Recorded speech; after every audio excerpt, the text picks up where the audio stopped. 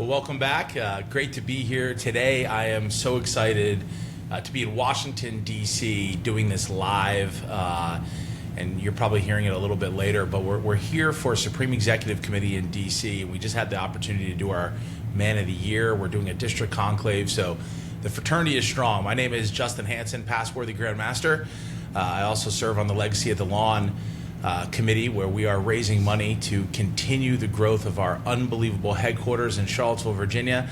But more importantly, I'm really excited to be a past UAC member today because I am a past UAC member, I get to be joined by the 5 current UAC members, which is super cool to talk about the Kappa Sigma fraternity, some of the learnings they've had on the UAC, but more importantly, how it pertains to you and your chapter to be successful. Because I think sometimes, we get so caught up, guys, in what the local IFC is doing, or maybe what the Greek advisor is doing of the day, and we lose sometimes what is happening in the broader organization that has made us so successful. As you guys know, we are the most preferred fraternity in the world. So enough about me. Let me move on to the UAC and just introduce yourself if you can. We'll start with Brother Foley, a little bit about your name, where you're from, the type of school that you're at, just to kind of give everyone that's watching a perspective of the schools that you're with, because I do think it is a little bit different, and the things that you come up against are a little bit different. So Brother Foley, let me start with you. Thank you, brother. So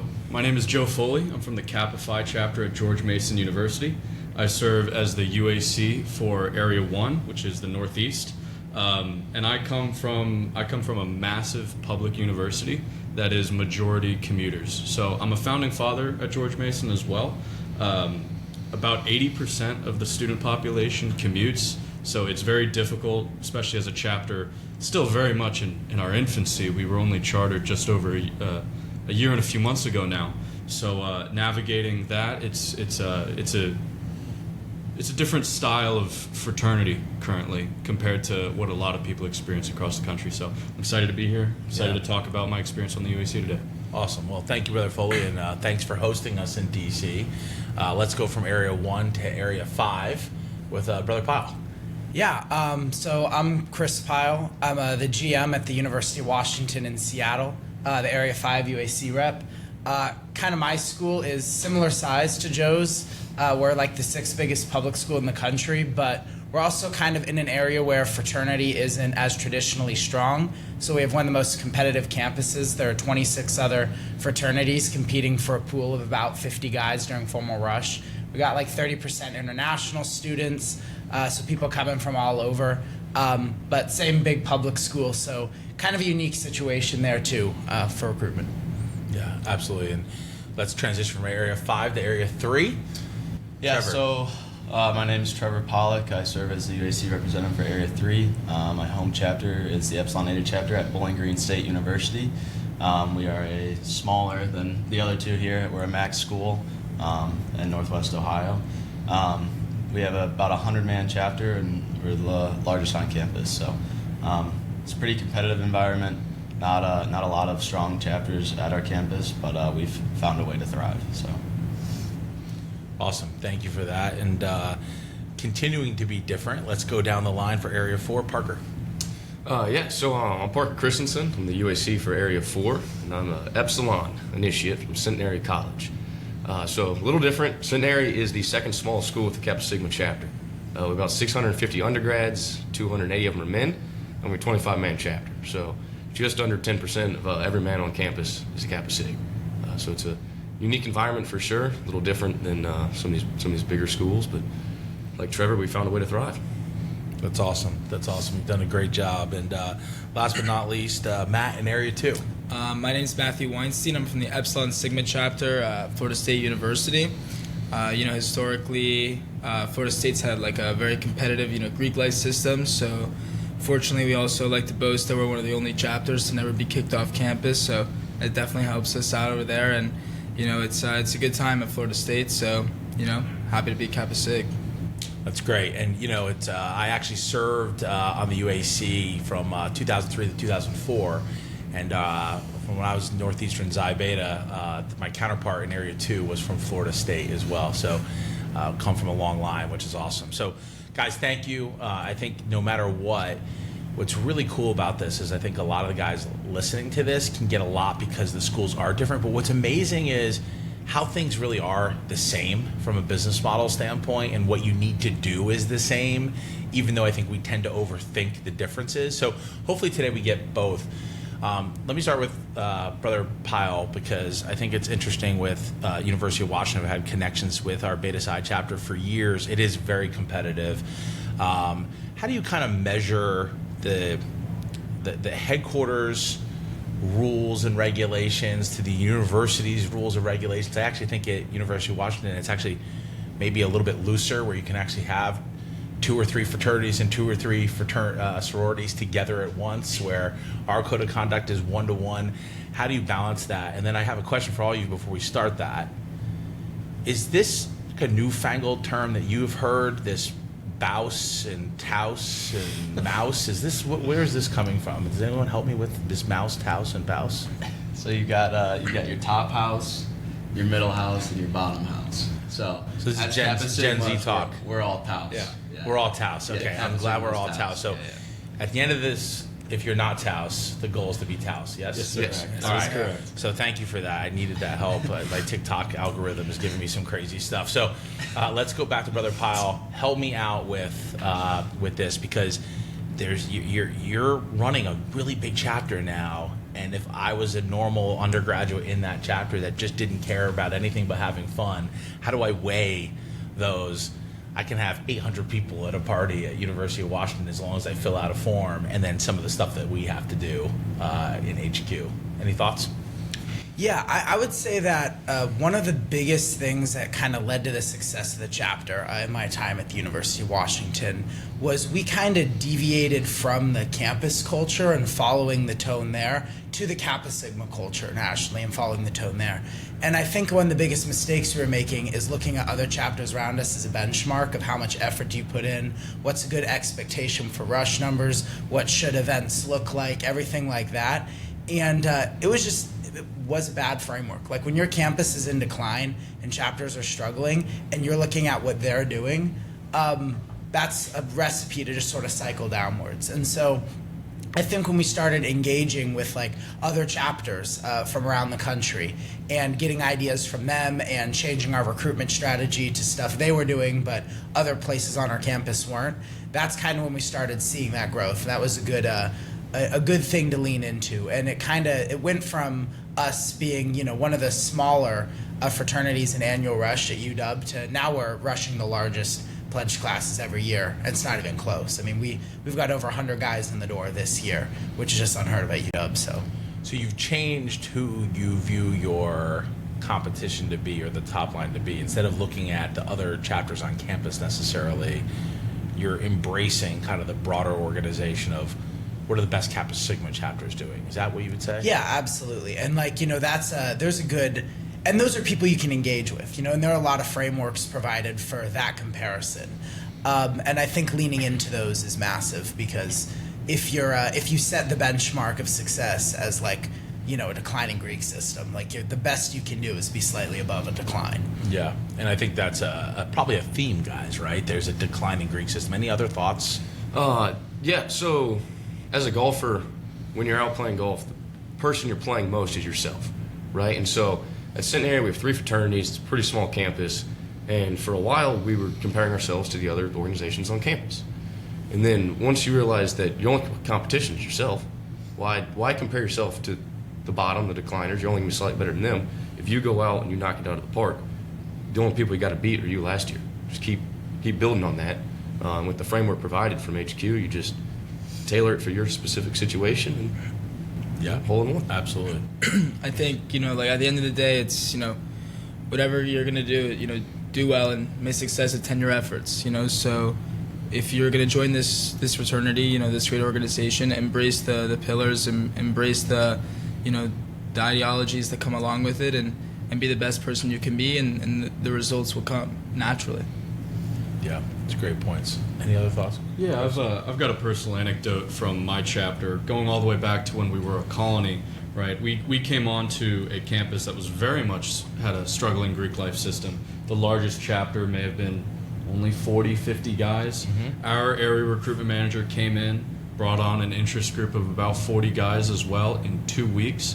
Completely unheard of on our campus post-COVID. We were the new kids on the block. Everybody hated us. And within only 2 months after that, we were the largest. And that's because of the lessons that we learned from those representatives and volunteers at headquarters that passed that information down. All the other chapters may only raise a few grand a semester, between I think the highest, my very first semester on campus was, I can't remember who, but they raised about $4,000. And our very first full semester on campus, we raised $14,000 because of the stuff we learned from the A Greater Cause Commission and the programs brought to us there. So it's not just Rush, it's all across the board. Headquarters set a bar. They gave us a standard, and we applied that immediately. And even as pledges from a colony, we became great. So my competition is not my fellow fraternity man on campus. It's the bar that each chapter sets for each other internationally. So Yeah, I like that a lot, and especially leaning on what Chris was saying, where I feel like chapters tend to try and model their success and what they want to do based, if they're not the most successful on their campus, on what those chapters are doing. And while that may get you to where they're at, that's not going to get you past that. So like Chris was saying, where he completely changed how they went about the recruitment and changed their culture to not be like the rest on campus. That's kind of what we've been working through at Bowling Green too, where just like you're talking about with our AGC, we were raising like $2,000 at most at an event before this year, and then we switched and leaned into our resources through Kappa Sigma and at a higher level and brought in $14,000 this year. So 7x what we were doing, and that's strictly because we stopped going off of what we saw around our campus and said, well, Kappa Sigma is the best ever, so let's do what they're telling us to do. And it completely changed our trajectory of AGC and recruitment. it's like that quote, nothing changes if nothing changes, right? Right. And I don't want to be on the same level as that other fraternity on my campus. Why the hell would I want to do that? Yeah. I want to be even better than them. So you gotta change, you gotta be adaptive, and headquarters provides those resources. So Yeah, I think that's great, and it the way I equate it in a way is, the NCAA tournament just ended, right? Do you want to play in your kind of regional tournament, or do you want to go to the nationals? And I think when you play a bigger game, when you play at a different level, ultimately you will win locally, right? So how do I, anchor towards a broader kind of goal and a bigger competitor, quite frankly, right? It's not just the Pikes or the Sig Eps on campus. It's something bigger. It's our best chapters in the fraternity. And doing that, you will yield unbelievably great results. So I worry sometimes we make ourselves feel smaller and we only look at what's on our campus. And so I think you guys have had, that's really great to hear. Did you do this before the UAC, or did the UAC kind of bring this to life? Because not everyone can be on the UAC. So how do we make sure, in your opinion, more people see that there is this bigger thing, that it isn't, the quote, general fraternity or headquarters or nationals isn't the regulatory arm of the fraternity, but more of the marketing arm of the fraternity, that you want to be associated with this, you want to make it bigger. So help the audience a little bit around, how do you embrace those tools if you don't get the exposure you guys all have? What are the things that you can do? Start with that. Yeah, I think the best tool at all the undergrads' disposal, which is still way underutilized even for how massive it is attending like the leadership conference and conclave every summer. That was kind of my big aha moment on how big things were at the international level. And I don't think it's so easy to take for granted like the framework we've set up nationally. People don't realize other fraternities do not have that. Like they have maybe they'll have like a small thing at like a conference center in like Kentucky or wherever their headquarters is, where it's like one president per chapter and like that's it. and that's about the size of our competitors and what they're doing. And so the opportunity to go and interact with dudes from a ton of other chapters and like attend leadership development sessions and like be in active discussions about what other people are doing and strategizing, like I think everybody should encourage their members to go, and as many members as like they possibly can. Yeah. I think another thing is like if you don't have the ability to sometimes go to where these like conferences are, I think the biggest thing is getting involved in your own chapter. If you don't have any committees set up or something, be that force of change, that you want to see in your chapter. If there isn't something in your chapter that you think yourself or other members or even future brothers would want to be a part of, I think that's the biggest way to kind of realize the connection that the hierarchy systems that we have set in place, and on how in reality they're really just here to nourish the development of yourself and your chapter and your brotherhood. So getting involved, I think, truly is the best way to to see those things. Sure, absolutely. And it's funny about the events that you bring up, Brother Pyle, because I think the fraternity does try to do a good job of putting them in fun places that people want to go. Leadership conference is a Friday to a Sunday this year in New Orleans. People say, well, I have an internship. I actually promise you the manager of the internship would love for you to be away on a Friday. You're not that important to the role and to the job. So asking for the day off is actually really important. I think it's a win-win, quite frankly. And to your point, too, getting more people to go there is huge. We did our last one in Las Vegas. Now we have New Orleans, and then we'll do our conclave in Charlottesville. So every generation gets to see our founding. It's interesting because you're right. Our competition does them in the basement of the Holiday Inn in St. Louis. Nothing against St. Louis, but it's not these kind of fun cities that you could do things in. So how do we bring brotherhood? Because it is about fun. Like we talk a lot about recruitment and business pieces of the fraternity, but like we're not delivering children here, right? Like this is supposed to be a good time. And so I love that we can have a good time and get it done at the same time. And I think most of our members subscribe to that. Where if you look at the IFCs and the NIC, if you think about those fees, what they're going towards, many cases, is insurance that you already have. And they're also going towards leadership conference events for organizations that don't have leadership conferences. So now all of a sudden we're funding these subpar events for the local fraternities, which seems ridiculous. It's socialism at its best. So if I go down the line, and be honest, right, because they're not all bad. If I say IFC, you have to say helpful or not helpful. Not helpful at all. Not helpful on our school. Not helpful. Not helpful. Very helpful. Say it again. Very helpful. Very helpful. Yeah. Okay, so we have 4-1. So 4 not helpful is the helpful, and I think that's okay, right? And if it's not helpful, how do we either bring members on to either disband the thing or make it helpful? And if we have it be helpful, how do we continue to make it helpful, right? And so it's not one size fits all, but how do we take, when it comes to recruitment and Champion Quest, which is the lifeblood, and I think we need to overweight talking about that, what are the things that you do to recruit that is differentiated from the competition? Because my fear of IFC is they give you a list and then you get a subset, 300 people signed up and we're going to get X percentage. What do you do that's differentiated that the audience can take what you're saying and replicate it on their campus? So give me an idea. They can be simple, but what is an idea when it comes to Rush? I think, one of the things that we kind of have talked about here is embracing your own culture. And part of Rush and what makes a lot of chapters stand out is when you have brothers that share a collective mindset on what their chapter stands for, what their values are. Because yes, what binds us is we're all Kappa Sigma, but each of our chapters are unique in their own way. And so being able to have brothers express that and getting all brothers involved in Rush. It's not just a one-person job or a small committee. It's getting everyone involved from the moment they're a pledge to the moment they're a brother. And I think ultimately that's how you get improvement. It's not just one thing in particular. It's a culture thing to some extent, of having everyone want to participate and to grow your culture in your own chapter. So I think the biggest thing is we tend to put like a time frame on rush and recruitment. It's like, oh, it's these 2 weeks, and that's just not true. It's a year-round thing, and we talk about it all the time, but it truly is.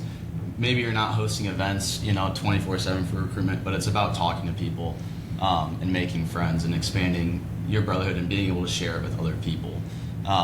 I know there are a lot of universities have strict regulations on when you're allowed to recruit, when you're allowed to give out bids, but for a good majority of chapters, you have open bidding or COB. So just not getting like worn out during your rush week, but having those events pushing hard during that time, but also just not letting up on the gas totally and hitting the brakes. It's always just you're constantly looking for new prospects, you're constantly looking for good guys on your campus to reach out to. And then if you do have a certain week where that's where you're allowed to hand out bids, then you maintain that friendship until that time, and then you can extend that bid to them and invite them to be a part of your brotherhood. So just a quick exclamation point on what you're saying, Trevor, because I think it's important, is I can see a lot of people with their AirPods listening to you right now going, I can't do that on my campus. And I think maybe the simple way of saying exactly what you're saying is, if you make friends, rush will happen on its own. Yes. So there's no prohibition. We still live in the United States. Canada's still a free world as well, to make friends, right? So yeah, you're not giving the bids. Yeah, there's not that ritual piece to it. But would you agree? It's really making friends, making sure you're talking to that kid on, at the class and in the social events, different things. So then when it does come time for rush, you're good to go. Yes? Yes. Okay.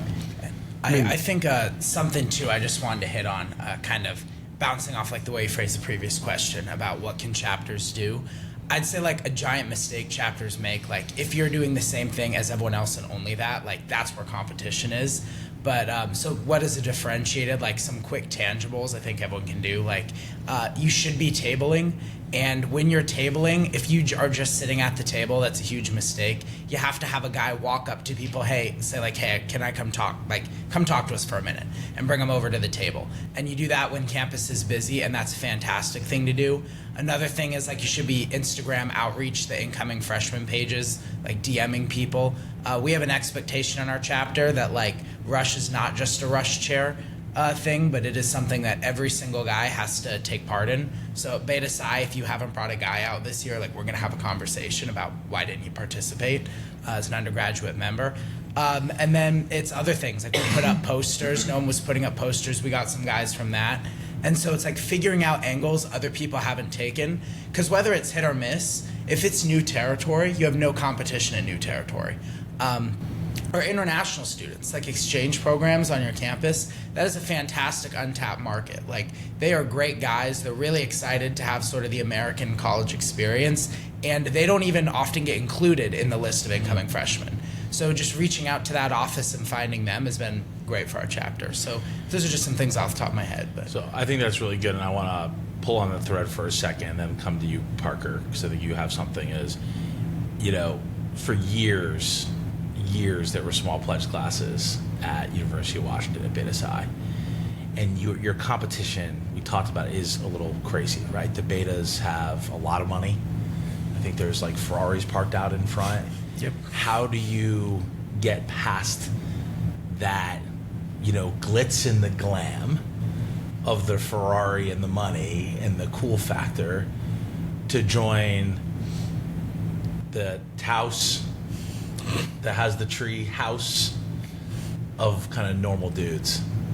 Like go keep going on it, because I think people need to hear it. yeah, I think honestly what it comes down to is it comes down to hard work, but then it's how you create a culture of hard work. I mean, like I know like the rush chairs over at those chapters, they're working for 1 month a year, they show up for formal rush and that's it. And it's like all I have to do is work in the months where they're not working, and I'm getting guys that like aren't even on their radar. And so it's just creating that culture in your chapter of like, we're going to keep pushing.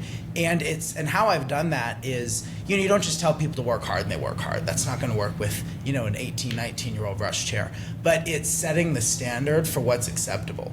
Like when I joined the chapter, people would say, oh, well, we got a fall pledge class at 10. Like they looked around and they're like, oh, that's pretty good. Like other people are about at 10, 15 too. And I set the bar start of the quarter, like this is what we're going to hit, and anything else is intolerable. So it's like we're going to not pledge yet, or we're going to like, what are we taking to get there? And if I ever heard in my chapter, like, this is good enough, and like we're not at the deadline for when it's in, like that, absolutely not. So I think it's just setting the bar high and getting a culture of like, we're going to gun for it as hard as we can until you cross that threshold. So there's no shortcuts. No. Leadership matters. And then for those of you, I don't think any of you know, but essentially at SAJ's statue in headquarters, my quote is from John Paul DeJoria, the president of Paul Mitchell Hair Products and then Patron Tequila. Successful people do all the things unsuccessful people don't want to do. And what I'm hearing from Brother Pyle is exactly that, right? If you're out there, there's no shortcuts. We want to make a shortcut. We want to get, we're going to text 1 million people and we think that's going to happen. And at the end of the day, successful people do all the things unsuccessful people don't want to do. And I think that's been the difference at Beta Psi today than it was before. Parker, do you have anything? Yeah, I just want to tie it back to the original question about what can you do on your campus to differentiate. Get involved. I mean, everyone wants to join a winning team. And so if these students are showing up on campus and you've been contacting them, and then they show up and people are in sports teams, they're in the student government, they're in different organizations, they see letters everywhere. They're going to want to be a part of that winning team too. And so that really helps, especially at a small campus. There's a guy in a Kappa Sig shirt everywhere they see. And so that makes it really, really easy to get guys who want to join. Then they're going to want to bring their friends to come along with them. So before we end, because we talked about recruitment, how to benchmark, winning, but the reason we do this is to provide brotherhood. I remember some of the most fun times, and we are allowed to have fun, right?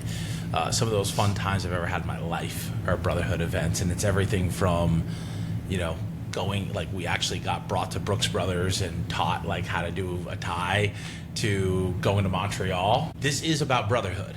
We're talking about recruitment for brotherhood. It's not revenue. Some people think it's for nationals revenue. We haven't raised dues since 1991. If we wanted to raise revenue, you just raise the dues, right? Everything else has gone up in the world. This is about brotherhood. Let's go down the line real quick, starting with you. Your favorite brotherhood event. Putting you on the spot. My favorite brotherhood event. It's so hard to pick. It is so hard to pick. And I think about it because sometimes the big events, right, the formal and all this stuff, you had this high expectation. Sometimes it might have been just that Thursday night that there was no plan, right? So, but I want to hear about that because that's what we're selling. We are selling the brotherhood. I agree with that. And one thing I'll follow up on that note before I get into a story. I say this to guys all the time. This is a social fraternity, right? If we're not being social, if we're not having a good time, sure, even while we're participating in the business aspects, the development aspects, if we're not having a good time, we are wasting our time. So it always comes back to, we're a social group of people, and that's one of the primary reasons we're here. As far as one of my favorite brotherhood events go, I think I do need to go with the unplanned, Thursday night. Because a lot of brothers in my chapter participate in sports, and we cater brotherhood events around their games, around tailgates. And Northern Virginia, we're right next to DC. There's a large nightlife scene in DC. So unplanned things are happening all the time within my chapter, but they happen because of the connections that we build elsewhere, right? Whether participating in Rush, because Rush is an everyman thing, participating with our pledge class and the Brothers in Action program, developing our future members. So I know it might not be the best answer, but it's a great answer. I appreciate the little things in my chapter. I appreciate it, and I think that's a good one. Let's keep going. We're going to finish up. Yeah, I think mine, there's so many. I do kind of like the big things. I'm a big things guy, but I think it was the first time we got together as a chapter, and it was just a weekend, and we had my little brother was on base down in San Diego, and we're up in Seattle, and we just decided to go bring him and his friends. They had some rough things happen, a ton of pizzas, so we kind of planned it impromptu. But whole chapter got together and we drove straight, full length for the West Coast. And we like went on base and gave out the pizzas and just hung out all night on the beach afterwards in San Diego, like middle of the quarter, and that was a great night. One of my favorite events that we do, it's we call it the Ricky Bobby Thanksgiving. So if you've seen the movie Talladega Nights, when they're sitting at the dinner table and it's just fast food galore of anything terrible for your body you can think of. So we just spend a lot of money, hit every fast food pretty much in the area, and all get together and have a meal together before we go on Thanksgiving break. So I love it. That's That's one of my great. favorites. My favorite thing is actually a weekly event. Every Thursday, group of brothers and friends. Sometimes as small as 5 or 6 brothers, sometimes half the chapter. Go and eat dinner at a local Mexican restaurant. We walk down there, walk back. I mean, it's done it every Thursday since I was a pledge, and so it's something I Love it. miss. Love it. But it's one of And my you can favorite. still go back. Absolutely. Lastly. So over at my chapter, we do something that's called Bear Paw, and it's like a local river nearby up in Tallahassee, and it's just 3 hours of going down a river, and it's just, you know, our whole chapter's there, so it's like 180 guys. We're just on this river, and we all tie up our rafts together, and we're getting like stuck on the river, and it's just a great time, just hanging out, you know. So, you know, in conclusion, there's big things, there's small things, there's the things in the middle. The world needs humans to be with humans. And as we go into a world of technology that makes us more efficient, we need to become more efficient so we can be together. And the Kappa Sigma fraternity does it. That's why sometimes we tend to overcomplicate Rush and we overcomplicate these things. This is a really simple business. It's a brotherhood business. So I want to thank you guys for your time on the Undergraduate Advisory Committee, your leadership in the fraternity, leaning into the benefits of the Kappa Sigma fraternity broader, and to really enhance your own experience and for the future of the fraternity. So thank you, and AKDB. Appreciate it. KDB.